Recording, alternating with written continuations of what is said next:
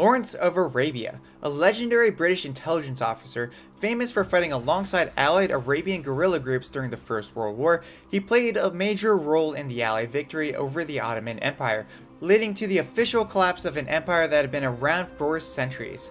Hello everyone, welcome to Top 10 History, your hub for historical lists and amazing history facts. Today we're going to go over the top 10 amazing known facts about Lawrence of Arabia. Make sure to watch until number 1 because it's one of the most amazing facts about the British war hero that will surely surprise you. Before we begin, if you're new to the channel, make sure you subscribe to the channel with notifications on because we release a new historical top 10 list every single day. Also make sure to smash that like button. Alright, let's just get right into the video. Number 10. He died in a motorcycle accident.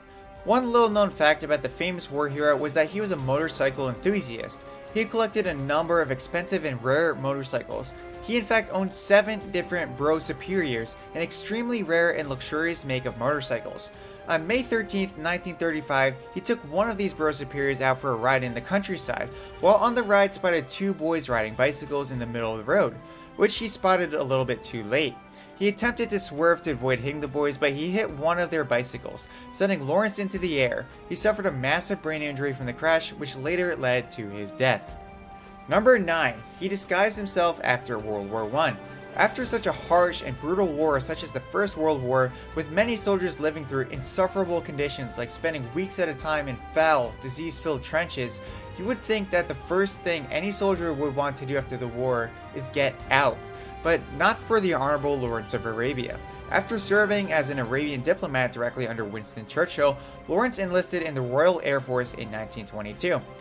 However, he didn't want anyone in the Air Force to recognize him since he didn't want his peers to treat him differently since he was kind of a military celebrity at the time. And so, he enlisted under the name John Hume Ross. After the press discovered this lie, he was discharged from the Air Force. But this didn't stop Lawrence from trying again.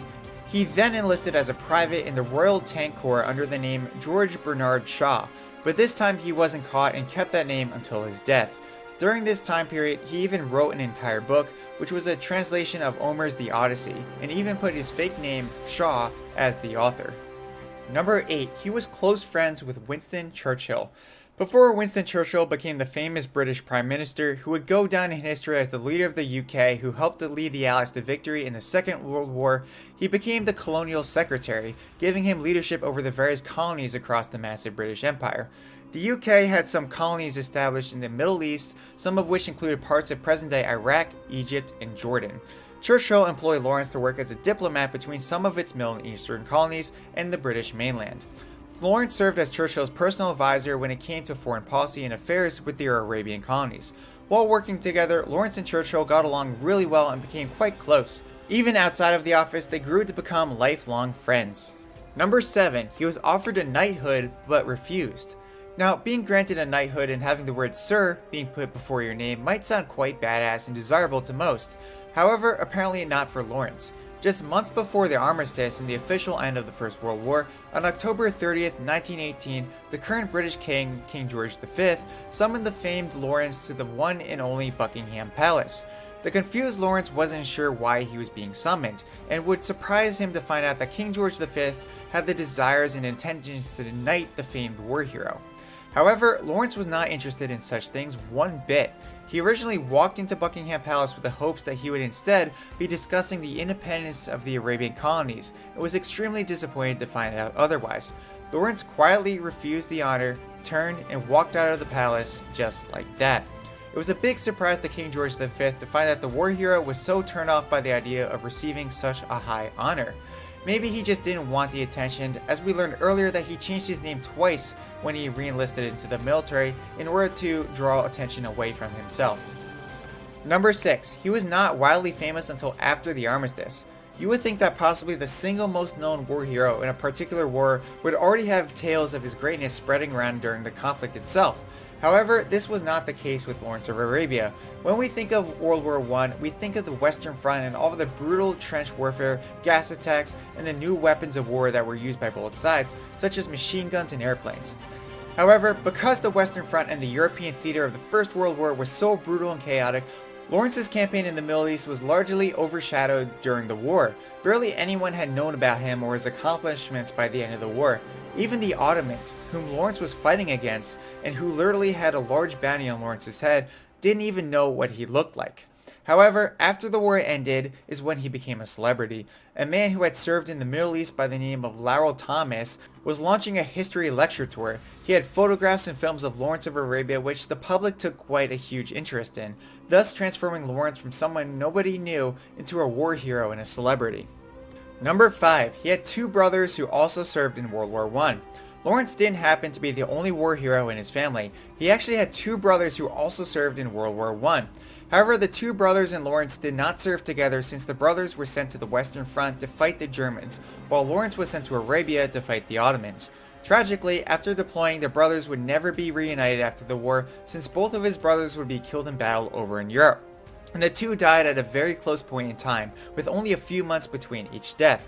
This deeply saddens Lawrence, especially because his work involved sitting behind a desk as an officer and not out on the battlefield getting his hands dirty. After this incident, Lawrence had enough of safety sitting behind a desk in Cairo. During the Arab Revolt in 1916, Lawrence volunteered to be on the battlefield and participated hands-on in the fight. Number 4. He was never trained for battle. Now this one might come as a shock to you. Would you believe it if I told you that one of the most famous war heroes of all time never had a single day of combat training in his life? Well, I guess that you'll have to believe it, because it's true. Lawrence's intentions were never to fight. He was originally sent to Egypt on an archaeological expedition. Of course, the real reason for this expedition was to actually spy on the Ottomans and use the research trip as a cover-up, but no matter. Upon joining, being that he had no combat experience, he was put behind a desk in Cairo. As previously mentioned, after learning about the deaths in the harsh battles of the European Western Front, he felt an overwhelming desire to hop in on the fight, since he felt guilty for sitting behind a desk while millions of people were dying. While he was actually present in the battle in 1916, he led military expeditions and was put in charge of very perilous missions during the Arab Revolt. It must have taken some guts to trust this enormous amount of responsibility on someone who has never had any military training. Number 3. His first visit to the Middle East. The First World War and the fight against the Ottomans was not Lawrence's first time visiting Arabia. In fact, he was there about 5 years before the start of the First World War. At the time, Lawrence was an archaeology student at Oxford University and went to the Middle East for a research mission. For his thesis, he traveled solo through Palestine and Syria so that he could study the castles of the Crusaders. But that was not his only non-military related trip. He returned to Syria just a year later for an archaeology mission, paid for by the British Museum. Because he spent so much time in the Middle East, he grew quite fond of the locals and he became very well educated on their culture and their way of life. It is no wonder that he fought for their independence from British imperial rule, as he had developed a very soft spot for the Arabian people. Number 2. He was quite short. This might shock a lot of people because the tales of the great war hero and leader, Lawrence, is often depicted as a tall, towering figure. Often in tales, height is a sign of strength and power, and being of a shorter stature is a sign of weakness and inferiority. It's no wonder that historical figures such as Napoleon Bonaparte were falsely depicted as a short character by his enemies in order to lead others to believe that he was weak and wasn't the all-powerful emperor that he really was. Well, the opposite is true for Lawrence. He was actually shorter than the average height at the time, standing at only about 5 feet and 5 inches tall. He was very self-conscious about it too, and his lack in stature might have been a result of being diagnosed with the mumps as a child.